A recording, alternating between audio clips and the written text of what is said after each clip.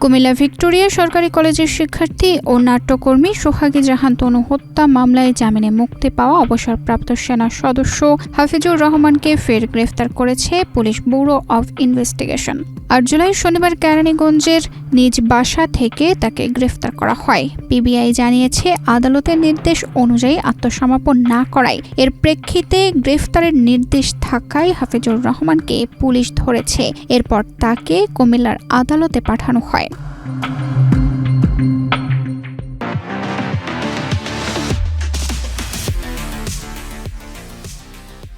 এর আগে হাইকোর্ট তার জামিন মঞ্জুর করলে মঙ্গলবার কুমিল্লার কেন্দ্রীয় কারাগার থেকে তিনি মুক্তি পান। পরে রাষ্ট্রপক্ষ আপিল বিভাগে গেলে বৃহস্পতিবার আদালত তার জামিন বাতিল করে ২৪ ঘণ্টার মধ্যে আত্মসমর্পণের নির্দেশ দেন।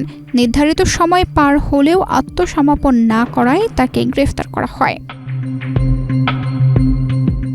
দীর্ঘ ১০ বছর পর চলতি বছরের ২২ এপ্রিল কেরানীগঞ্জের বাসা থেকে তনু হত্যা মামলায় হাফিজুর রহমানকে প্রথমবার গ্রেফতার করে পিবিআই। পরে আদালত তার ৩ দিনের রিমান্ড মঞ্জুর করে। তার ডিএনএ নমুনা সংগ্রহ করে পরীক্ষার পর প্রতিবেদন আদালতে জমা দেওয়া হয়।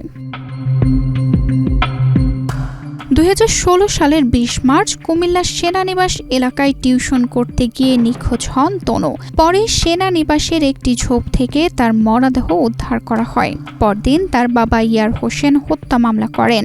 দীর্ঘ সময় এ মামলার কোনো অগ্রগতি ছিল না। সবার ধারণা ছিল মামলাটি বুঝি একেবারেই হিমঘরে গেল।